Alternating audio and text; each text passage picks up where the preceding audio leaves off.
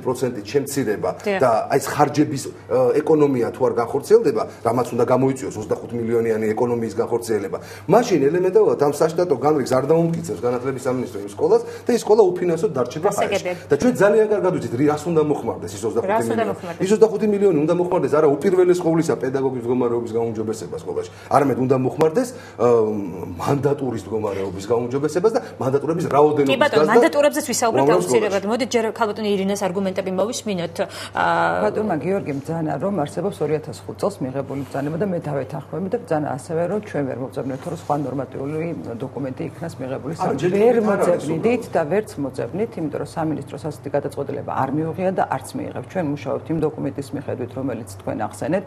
დიახაც ამ ბრძანებაში აღნიშნულია რომ მასწავლებლებს შეიძლება ჰქონდეს სრული, ნაწილობრივი და სრულზე მეტი დატვირთვა. ჩვენ ამ დოკუმენტით ხელმძღვანელობთ დღესაც და კიდევ ერთხელ ვიმეორებ, სწორედ ამით არის განპირობებული, რომ ვერანაირი დირექტივა სამინისტროს მხრიდან გაცემული ვერ იქნებოდა. თქვენ ბრძანებთ, რომ სამინისტრო შეხვდა სადღაც ჩუმად რესურს ცენტრებს და მისცა დირექტივა.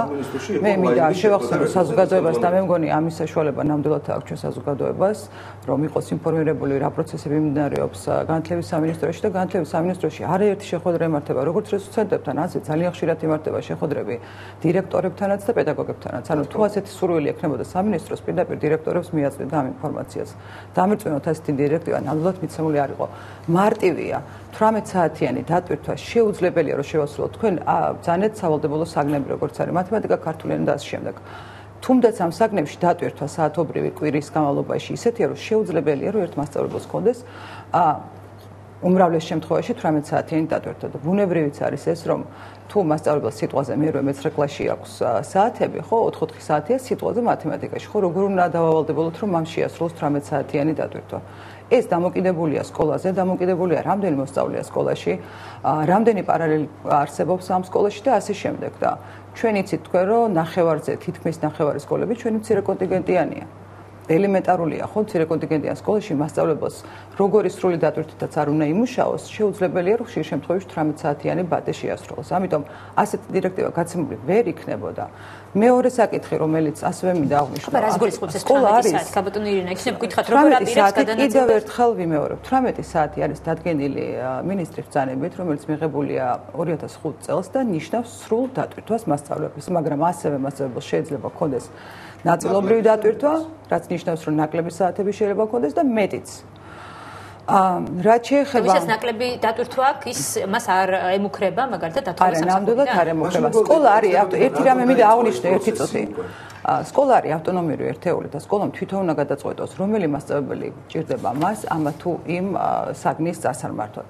თავარი არ დაგვავიწყდეს ამ დისკუსიების და ამ დიალოგის და ამ ნებათა ღელვების დროს.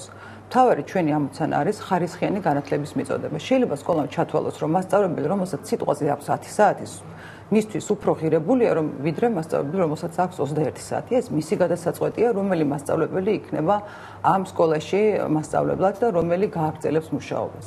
თქვენ მოგეხსენებათ, რომ დირექტორი ვალდებული არის, რომ საშტატოს შედგენის დროს ასევე შეუთანხმოს საბჭოს ეს აღნიშნული საკითხი და განიხილოს და იმსჯელოს პედკოლექტივთან ერთად. ეხლა ეს პროცესი ზოგადად პერმანენტულად ისედაც ხორციელდებოდა, ხო, რომელიღაც სკოლები თვლიდნენ, რომ ესა თუ ის მასწავლებელი აღარ ჭირდება და ტოვებდნენ ეს თუ მასწავლებლების სკოლას, მაგრამ ვინაიდან ახლა საშტატოების დამტკიცება მინდის, ასე ვთქვათ, მასშტაბურად, როგორც ჩანს, ამან გამოიწვია აი ესეთი ნებათა ღელვები. ისე ვიმეორებ, სამინისტროს აქცენტი გაკეთებული აქვს ადმინისტრაციულ პერსონალზე და დამეთანხმეთ, რომ ეს საკითხი ნამდვილად არის მოსაგვარებელი. არანაირი ინსტრუქცია 18 საათიანზე ნაკლები დატვირთვა, ვისაც აქვს მასწავლებელს მათი განთავისუფლების შესახებ, ამგვარი დირექტივა სამინისტროს უკაცრავად ჩაგეკითხებით, ქალბატონი ირინა, თქვენ აღნიშნეთ, რომ სკოლა არის ავტონომიური ერთეული და დირექტორს შეუძლია თავად განსაზღვროს, რამდენი მასწავლებელი ჭირდება ამა თუ იმ საგანთან დაკავშირებით. სწორედ გავიგე. და სწორედ ამ მითითების შემდეგ, როდესაც 18 საათზეა საუბარი, ხო, არის მოსალოდნელი, რომ დირექტორმა თავად მიიღოს პერსონალურად გადაწყვეტილება, რომ აი ამ მასწავლებელს ნაკლები საათია და გავათავისუფლოს სამსახურიდან. სამეურვე საბჭოსთან ერთად შეთანხმებით, იმიტომ რომ ბიუჯეტს იცით თქვენ, რომ სამეურვე საბჭოც იხილავს და ამტკიცებს. ბუნებრივია, რომ მხოლოდ დირექტორი ამ გადაწყვეტილებას ვერ მიიღებს, სკოლამ უნდა იმსჯელოს ამა თუ იმ პედაგოგის კვალიფიკაციაზე და საჭიროებაზე, ხო? მოდით, ნუ დაგვავიწყდება რა მთავარი, რა არის ჩვენი ამოცანა სკოლაში ზოგადი საგანათლებლო დაწესებულება უნდა აძლევდეს ხარისხიან განათლებას. და სკოლამ იმსჯელოს ამა თუ იმ კვალიფიკაციის მასწავლებელი ჭირდება მას თუ არა. მე ისევე ვიმეორებ, ნამდვილად ღმართ ვარ დარწმუნებული გულწრფელად, რომ ჩვენი მასწავლებლების ძალიან დიდი კორპუსი და უმრავლესობა არის მაღალკვალიფიციური ადამიანები, ამას ადასტურებს თუნდაც ის მზაობა, რომელიც მათ გამოხატეს წელს სერტიფიცირების პროცესისადმი. 12,000 მასწავლებელზე მეტია დარეგისტრირებული და ჩვენ ველოდებით მათ ივლისში. ეს ნიშნავს იმას, რომ ძალიან მაღალია მათი მხრიდან მზაობაც და დარწმუნებაც თავის საკუთარ ძალებში. რაში ჩვენ ეჭვი არც გვეპარებოდ. შეიძლება სერტიფიცირებას ალბათ ეს ცალკე თემა იქნება, მაგრამ აი ხა ცოტა ეს კურიოზულ სიტუაციაში ვართ. ქალბატონი ამბობს, რომ არ უშვებენ მასწავლებლებს სამსახურებიდან და თქვენ ბატონი უშუალოდ თქვენ ინფორმაცია არ მიგიღებთ, რომ ამის საშიშროება არის. მაშინ მოდით გავცეთ პასუხი ძალიან მარტივ სამ კითხვას.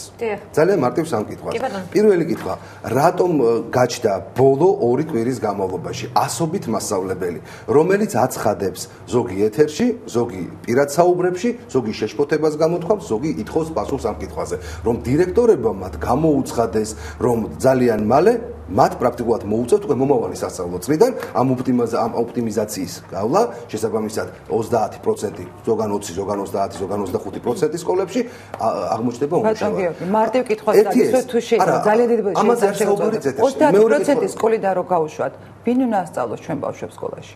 ხო, მაგაზე მე მაქვს კონკრეტული კითხვა, რომ საიდან მოვიდა ეს რეფორმა?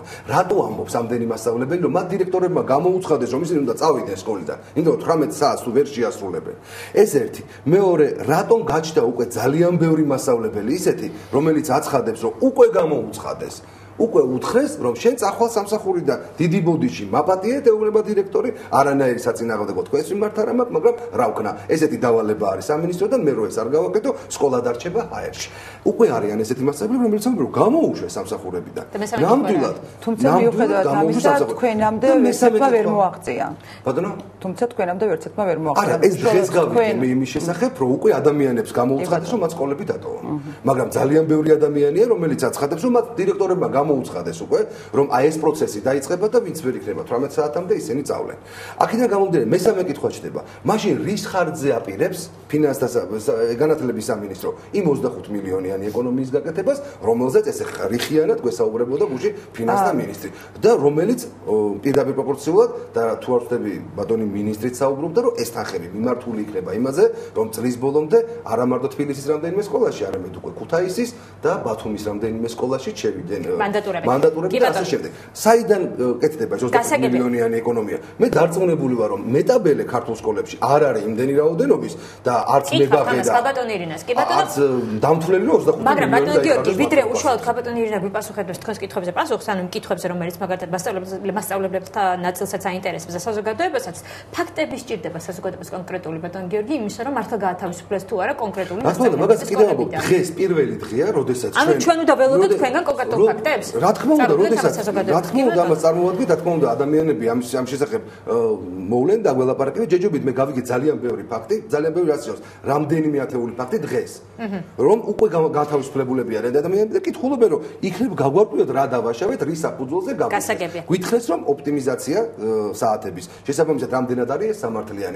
ამას რა თქმა უნდა ჭირდება ხა გადამოწმება, ჩვენი მხრიდანაც ჭირდება გადამოწმება და სამინისტროს მხრიდანაც, მაგრამ ის რომ უამრავი ადამიანი ბოლო 2-3 კვირის განმავლობაში საუბრობს იმაზე, რომ ჩვენ პირდაპირ გამოგვიცხადეს დირექტორებმა. მოგვაპატიეთ დიდი ბოდიშით, ესეთი დირექტივა, ოპტიმიზაციაა გასაკეთებელი, ყველამ გაიგო, რომ ფინანსების ეკონომიაა გასაკეთებელი. კი ბატონო, გასაგებია ქალბატონი ირინას ამას ეწინება ათეულობით. კი ბატონო, როგორია ქალბატონი ირინას არგუმენტები, ამას გავიგებთ უკვე რეკლამის შემდეგ, გადაცემაში რეკლამის დროა დაგვალავდეთ ჩვენ მალე დავუბრუნდებით.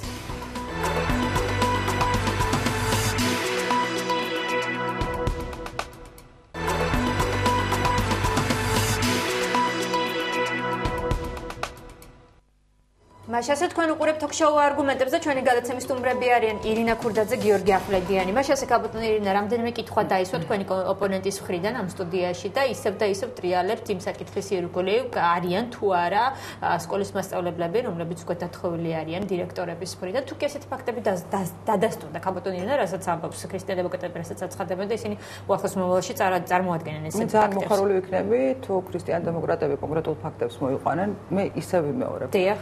პერმანენტული პროცესია, სკოლის არჩევანია, მასწავლებლებთან ურთიერთობა.